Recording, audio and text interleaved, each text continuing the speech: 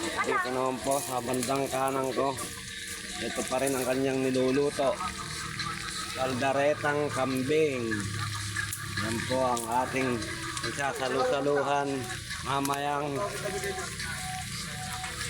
pananghalian. Kaya dito po ang pamilya namin, buong pamilya. Pamilya Apostol, pamilya De La Cruz. Ayan po ang may birthday po. Ang aking biyanan, ang pinakamamahal kong biyanan. Nandito naman ang aking bunsong anak at ang kanyang kuya. Sila po ay nag-iiwi o nag-aalaga sa aking bunsong anak. Kaya magandang umaga po muli sa inyong lahat. Andito naman po ang aming tinitirahan. Yan po ang munting tahanan ng aking biyanan. At andun naman po ang isa ko po pa ring anak. Nagkukod-kod naman po siya ng niyog. Yan po ang aking anak naman. Na po ay nagkukod-kod, tulong-tulong po sama-sama para mairaos po ang ginaganap na handaan o kung tawagin birthday.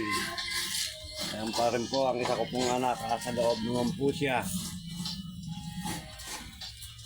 Ayan po, maraming salamat po muli sa inyong lahat at isang magandang umaga po.